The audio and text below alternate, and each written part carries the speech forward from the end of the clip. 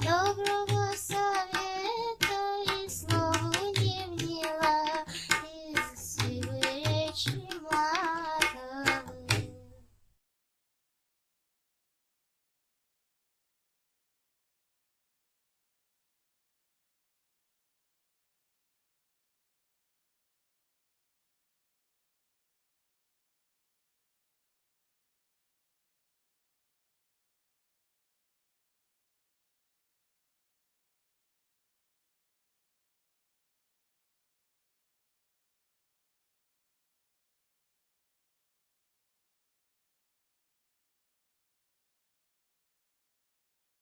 Hola queridos amigos, bienvenidos a otro capítulo de Contracara, aquí por TLB1, toda la verdad primero.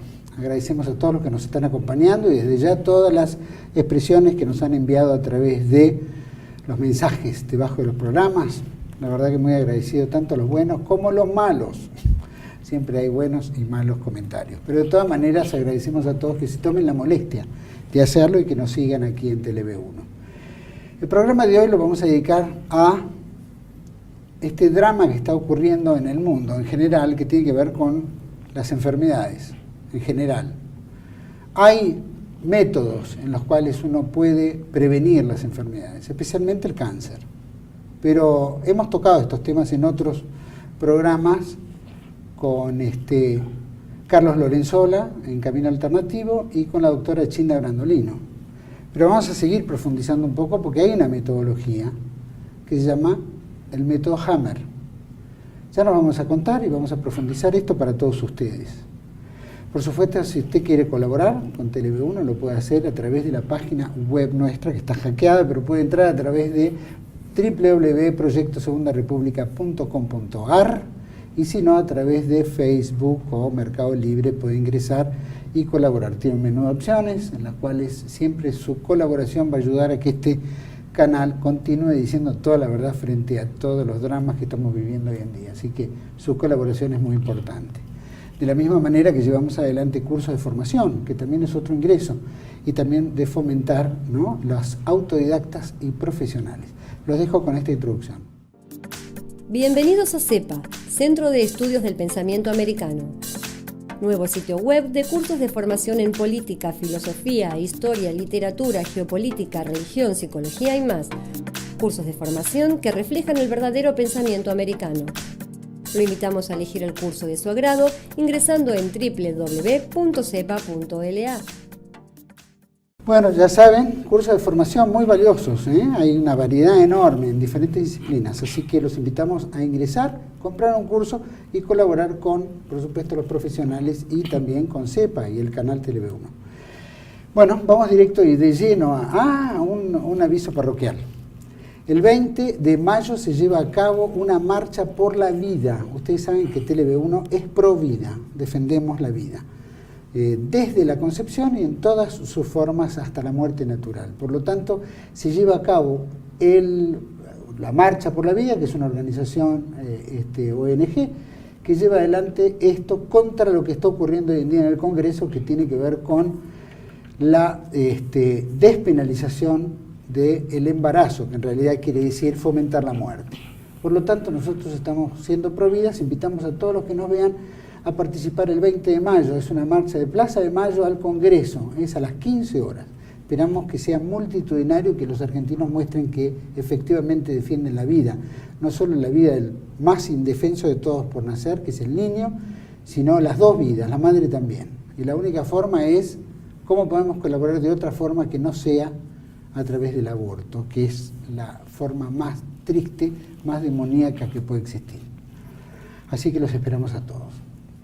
Vamos yendo al programa. Para mí es un gusto presentar y tratar el tema que tiene que ver con la nueva medicina germánica y nuevos métodos para sobrevivir, para vivir, para mejorar la calidad de vida, para prevenir enfermedades y todo. Para mí es un gusto compartir el programa con Gastón Vargas. Gracias, Gastón.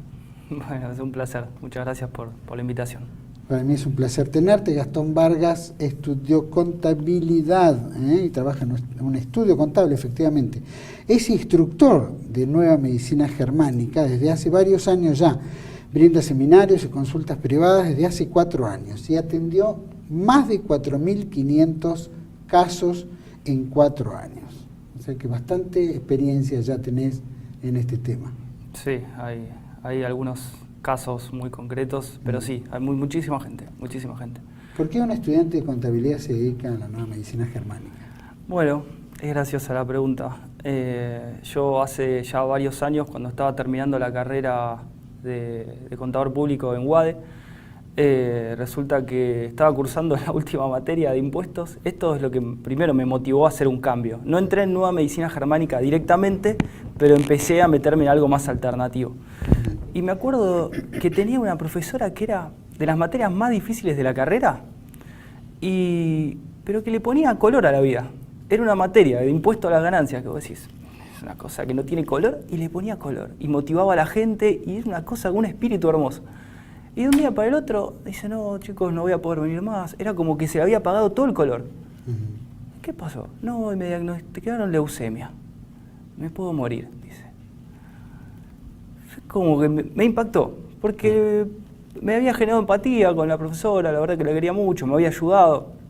Digo, pues esta mujer no se puede morir. ¿Cómo se va a morir? Digo, no. Bueno, ese caso fue uno de los primeros. Después tuve a mi tío que lamentablemente falleció de un supuesto cáncer y fue tremendo yo lo llamo el parto que tuvo hacia el otro lado, porque todo entubado, una cosa horrible que quedó una marca en mi familia, horrible. Entonces cuando se nombraba la palabra cáncer era como lo peor que te puede pasar en la vida. Sigue siendo, es un drama terrible. Sí. Aparte, apenas uno escucha la palabra cáncer, es como si fuera una sentencia de muerte. Es una sentencia de muerte. Uno ya está. Y vos sabés que lo lindo de esto es que cuando vos empezás a tomar conciencia de lo que es el cuerpo y de cómo trabaja y de cómo funcionan los mecanismos del cerebro, perdés el miedo. ¿Sabés lo que es vivir un día sin miedo? Ese famoso Edén que nos dijeron que está del otro lado, está acá. Pero no tenés que tener miedo, tenés que tener toda la información para poder tomar las decisiones necesarias para poder ser feliz. Y es muy fácil, cuando vos entendés cómo funciona y cómo prevenir todos los problemas que pueden llegar a venir después. Y después entendés cómo actuar en consecuencia, cómo y por qué ser coherente. Porque si nos remontamos al pasado, todas las religiones nos avisaron, no mientas, no engañes, no robes. Entonces la pregunta era, ¿por qué todos decían lo mismo? Bueno, a partir de los descubrimientos del Dr. Hammer entendemos que todas las incoherencias generan adaptaciones en el cuerpo. Porque el cuerpo no entiende que vos no sos capaz de decir la verdad. No entiende que tenés miedo, no entiende que tenés culpa, no entiende que tenés algún sentimiento ahí que te bloquea. Lo único que entiende es que la garganta no es capaz de comunicar un mensaje. Y así como un observador que crea, no sé, ahora que están de moda los drones, y crea un dron para televisar un partido de fútbol o lo que sea, y cuando lo está desarrollando le pone una batería, una hélice y un material, y cuando sale a volar, por ahí se le queda sin batería, no va a pensar, uy, qué miedo que tiene el dron de volar, me está consumiendo más batería. No, le va a poner una batería más grande. Claro. Y eso es lo que hace el cuerpo. Hasta que volvemos a la coherencia. El problema es que cuando volvemos a la coherencia y dejamos de sufrir psíquicamente, aparecen los síntomas en el cuerpo como una fase de reparación o de solución ante un gran problema. Porque lógicamente vos imaginate que a mí me gusta poner siempre ejemplos con la biología, con animales, porque cuando pensamos en un animal no lo juzgamos, pero cuando pensamos en una persona ya metemos juicios. Claro. Entonces después traspolamos directamente el animal a la persona y decís, bueno, puede ser que esté hablando de lo mismo. Entonces vos imaginate que estás en la naturaleza y de repente aparece un predador. Vos empezás a correr. Y empezás a correr y querés sobrevivir. Y lo único que importa es sobrevivir y no importa cómo.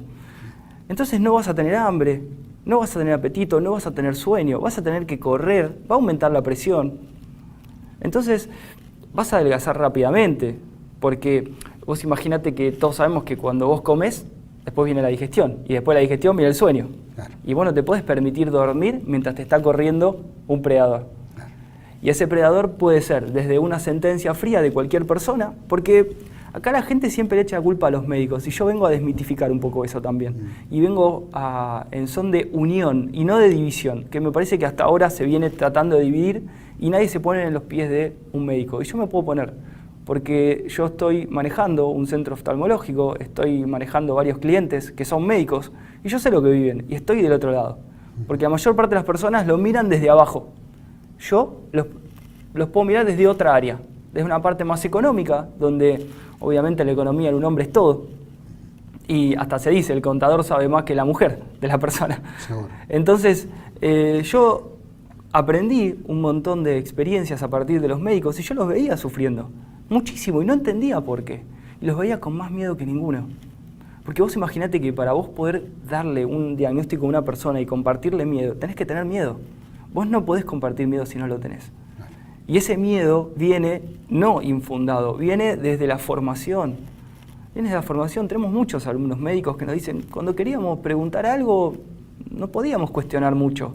Era como, bueno, estudiemos esto, este protocolo, esto, lo otro, este es el que funciona. Pero tampoco podíamos cuestionar, poner a prueba. Entonces, a mí me parece que si vivimos en un mundo que en teoría es libre y donde podemos contrastar, porque estamos haciendo ciencia y un montón de cosas, tendría que darse la posibilidad de dudar. Ya los filósofos en la antigua Grecia, estaba Descartes, decía, duda de todo. No porque no confíe en vos, es para tratar de contrastar.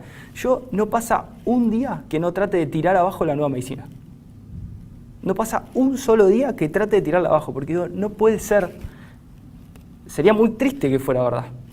Sería muy triste que haya tanta gente desencarnando, dejando de estar vivo por una falta de conocimiento. Pero no es falta de voluntad, que no tiene nada que ver. Es falta de conocimiento y es empezar a asociar un poco más qué es el cuerpo y cómo funciona. Cosas que Hammer lo hizo. Y lo estudió, lo descubrió, volvió a documentar. Estudió la parte de embriogénesis, que en medicina falta mucha documentación. Hammer se encontró que cuando fue a buscar desde la primera parte, la primera huella del cuerpo, que donde empieza en el cerebro, la parte de la embriogénesis, empezó a encontrar que había un montón de partes que no estaban documentadas, que no se sabía bien qué pasaba. Que se había dicho, bueno, debe pasar esto y debe pasar lo otro, pero en realidad no, a ciencia cierta no se sabía. Y Hammer hizo una revolución en embriogénesis. ¿Qué le pasó a Hammer para que haga esa revolución? Y bueno, Hammer tuvo... que después nos vas a contar la revolución. Sí, ¿qué pasó? La vida de Hammer es una vida muy emblemática, porque es una persona que a los 20, 21 años termina la carrera de medicina, a los 22 años termina la de teología, a los 24 años es doctor en medicina, es radiólogo, era clínico de 3 hospitales universitarios al mismo tiempo. Aquel que es médico sabe lo que es la responsabilidad de manejar un hospital universitario. Imagínense 3. Estamos hablando de un gigante. Estamos hablando de un gigante. En todo sentido, porque también era gigante. Pero estamos hablando de una persona que a los 26 años ya tenía publicadas 3 patentes. Un escarpelo, una camilla para masajes y no me acuerdo cuál otro. Y después publicó más. Imagínense que a los 50, 55 años ya se estaba retirando para vivir de sus patentes. Era un tipo que... una locura. Era una cabeza de otro planeta. Son esas mentes que aparecen, que yo me pregunto todos los días, ¿cómo llegó en tan pocos años a desarrollar todo lo que desarrolló? Yo no me lo podría haber imaginado. Yo me meto en la nueva medicina, ¿por qué? Porque yo empiezo por la parte más alternativa, por la parte más espiritual, y empiezo a entender los conocimientos de Oriente, donde hablaban de las emociones, cómo se vinculaban con los órganos y de cómo una emoción podía alterar un órgano. Todo médico sabe que antes de un examen puedes tener una diarrea. Y no sería extrañarse, pero cuando vamos a algo un poco más profundo, como el cáncer, no tiene nada que ver. Entonces hay que empezar a buscar una coherencia en eso que estamos diciendo. Pero yo empiezo por ese lado, pero no me cerraba. Como yo había estudiado la carrera de contador público, yo era muy número, yo era muy mental, necesitaba algo más enraizado, necesitaba algo más en el suelo, por más de que la parte espiritual es hermosa y te da como un regocijo en el corazón, es como una cosa muy linda. Pero todo para mí es un equilibrio y yo necesitaba entender por qué cuando venía una persona a hacer un tratamiento alternativo con Reiki, meditación, alimentación y demás, algunos se curaban y algunos no. Y yo no lo entendía. Porque venía una persona con un caso muy extremo y salía a los 6 meses sin ningún tratamiento de nada. Y por ahí venía otro que estaba lo más bien o más o menos, iba empeorando, pero seguíamos con el mismo tratamiento. Entonces no entendía bien cuál era la causa. Sí había un común denominador. El que mejoraba siempre hacía un cambio. Siempre. El que empeoraba o no mejoraba siempre estaba igual. Por eso me llevó a mí a decir, de alguna manera, a poner como un límite en las consultas que daba. Porque dije, a ver, si yo durante un mes o 2 meses estoy atendiendo a una persona una vez cada 2 semanas y veo que esa persona quiere hacer un cambio, pero le cuesta, bueno, bárbaro, vamos a apoyarlo, porque siempre necesitamos un apoyo. Pero cuando vemos a una persona que viene como si fuera, yo le llamaba Reiki al Ibupiraca espiritual, porque era hacer el tratamiento energético de Reiki, que se sienta mejor rápidamente, pero sin embargo seguir cayendo siempre con la misma piedra. Entonces yo me veía desgastado, decía, me veía frustrado, me ponía triste, me ponía mal, porque yo realmente quería ayudar a las personas. Yo este camino que hice, lo hice una vez de tener de alguna manera satisfechas mis necesidades económicas, donde yo dije, acá estoy bien, no necesito más, tengo para comer, tengo para dormir, estoy con mi pareja, podemos salir de viaje una vez cada tanto, listo, yo no necesito más. Pero ahora quiero ayudar, porque a mi familia se necesitó ese apoyo, no estuvo. Y es fuerte. Lo vive en carne propia, ¿no? Cuando Es fuerte, es fuerte. Vamos, Hammer, vos dijiste, liberó o inventó 3 patentes, tenía tres ideas patentadas, podía vivir de eso, pero ¿qué lo motiva a esa nueva medicina germánica? ¿Qué le ocurre a Hammer como para decir, bueno, voy a desarrollar este tema? Bueno, Hammer se había ido a vivir a Roma, a Italia, los últimos años de su vida, y se había comprado un velero. Y una noche, en la isla, si no me equivoco, de Córcega, durmiendo en la cubierta del barco, uno de sus hijos, Dirk, es asesinado por un príncipe que estaba debatiéndose ahí a duelo con un mafioso en el barco al lado, y un tiro sale por la cubierta del barco y le pega en la garganta al hijo y le atraviesa. Una cosa muy rara, muy rara. Yo dije, pero qué accidente más raro, ¿no? Porque nunca en la vida había escuchado un tipo de ese accidente, por ahí no se difundió, pero dije, es como que algo marcó para que pase eso. Es la bala perdida típica que uno no tiene conciencia, pero que puede ocurrir. Y eso desencadenó, pero una revolución total, primero en la vida de la familia Hammer. ¿Por qué? Porque Hammer y su mujer, Sigrid, que también era médica oncóloga, también del Hospital Universitario de Tübingen, o Tubinga,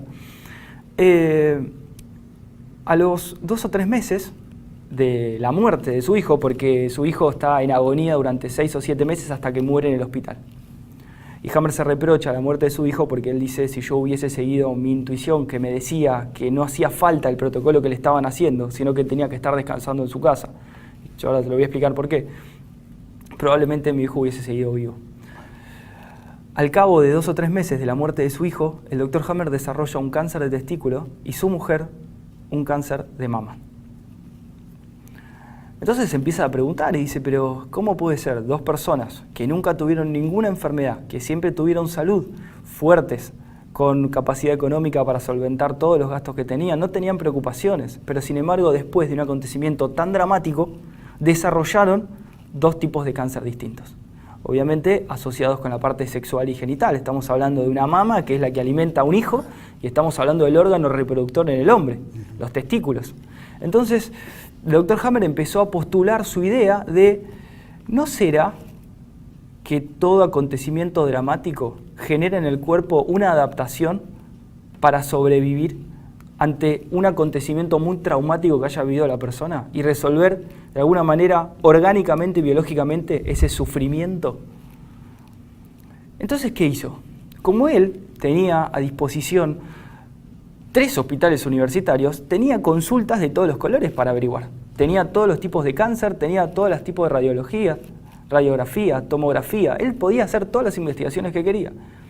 Pero él sabía que se estaba metiendo en un terreno complicado, donde en el poco tiempo no le iban a poder permitir seguir estudiando más esos casos.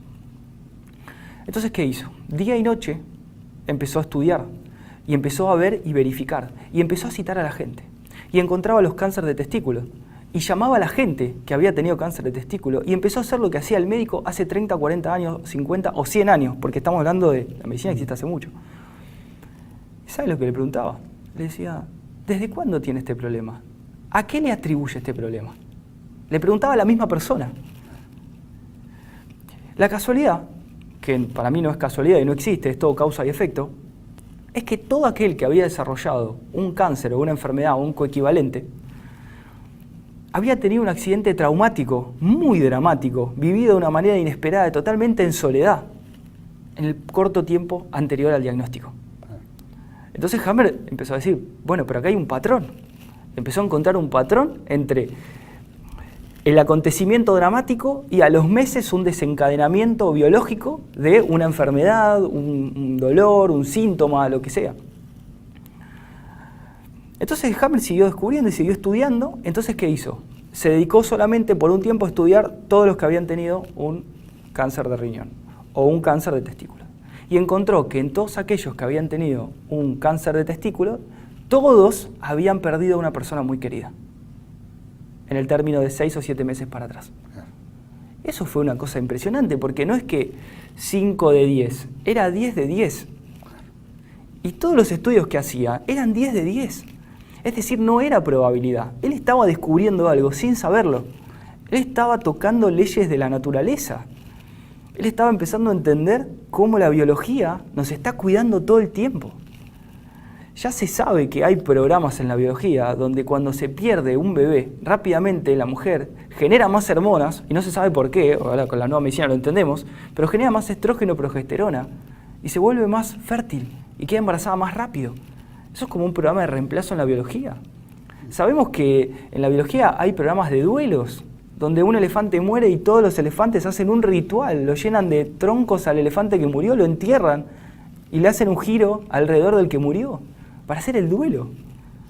Por eso cuando no hacemos un duelo, cuando no cerramos algo que quedó pendiente, el cuerpo sufre. Y ahí genera una adaptación. Y ahí aparece el famoso cáncer de ovarios, con el objetivo de reproducir algo que no está. Entonces esto es algo radicalmente distinto. Entonces Hammer, cuando logra identificar el tipo de conflicto con el órgano afectado, él va directamente al cerebro y dice, tiene que haber algo en el cerebro que esté mostrando una alteración del funcionamiento.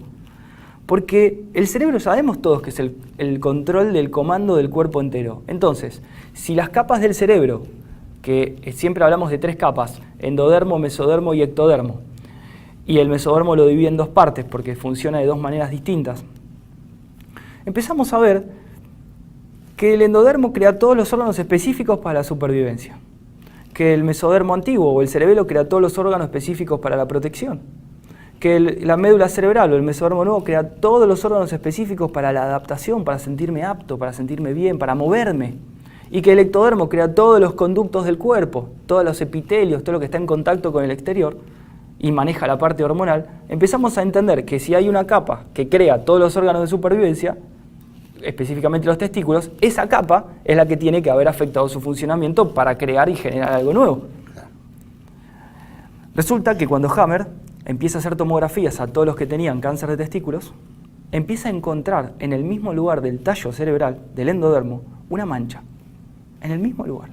Pero no en todos era lo mismo. Yo traje algunas filminas donde hace referencia a un foco activo o un foco en solución. Pero, ¿cuál era la diferencia? La diferencia era que algunos era como aparecía un goteo, ¿viste? Como cuando cae una gotita en el agua, sí, y se va expandiendo. Bueno, la gota. Una gota electromagnética, como algo goteando. A mí me hace acordar a las películas cuando torturan a la gente, ¿viste? Que esas famosas películas que secuestraban a James Bond, a no sé quién, y un goteo en la cabeza los mataba. Era una tortura. Era bueno, ahí tenemos ahí está, exactamente, eso. Ese goteo que, valga la redundancia, lo usamos en una película de ciencia ficción o de acción o lo que sea, realmente pasa cuando una persona está sufriendo y tiene un conflicto que está activo y no lo puede resolver. Y eso es tremendo, porque Hammer encuentra ese tipo de foco, pero también encuentra otros. Entonces, por los momentos se encontraba un goteo que solamente se ve en una tomografía sin contraste. Por eso él decía que él necesitaba tomografías sin contraste, y hoy se diagnostican tomografías con contraste, y dicen que las sin contraste no sirven para nada. Porque eso que él encuentra en el cerebro, los radiólogos lo conocen, los médicos lo conocen. Lo que pasa es que dicen que son fallas del artefacto.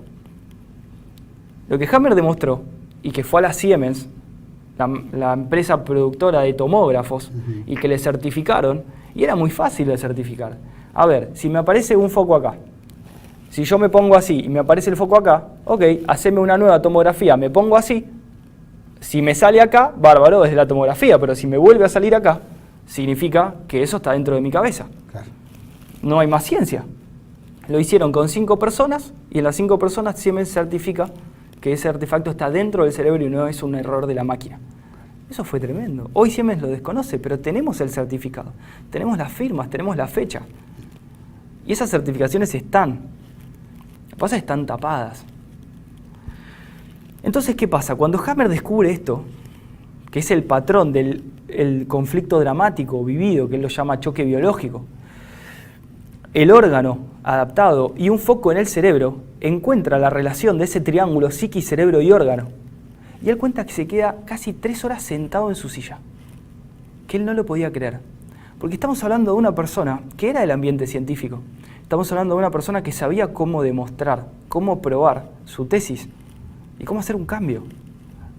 El gran problema de Hammer es que no fue una teoría, él lo pudo demostrar. Ahí está, ese triángulo. Él lo pudo demostrar y ese fue el gran problema que tuvo. Porque como ya sabemos, todo gran cambio de paradigma genera una gran resistencia. Y esa gran resistencia muchas veces es traumática. Y al principio genera bronca, genera enojo, genera, primero por el desconocimiento, porque hay alguien que está diciendo algo y supuestamente no sabe lo que está viviendo, porque a mí mi mamá se murió de esto, mi hijo se murió de esto, mi papá se murió de esto. Entonces hay mucha gente que sale con esa bronca que le quedó de la muerte y lo arroja a una persona que en realidad está tratando de hacer un cambio, porque él podría tranquilamente haberse quedado en su barco, patas para arriba, y no hacer nada, y sin embargo se metió. Claro, también el dolor de un hijo te lleva, y si sos investigador, con mayor razón. Vamos a ir a un pequeño corte. Dale. Me gustaría que vayamos pensando, obviamente que hablaste de un tipo de cáncer. La muerte de un hijo genera en los órganos creativos y alimentadores, procreativos, Sí, reproductivos. Reproductivos, perdón, genera esto. ¿Qué otros factores pueden producir en otros tipos de cánceres? Que supongo que hay miles Sí. y que están dando vuelta. Pero me lo vas a contestar ahora cuando volvemos después de esta pausa.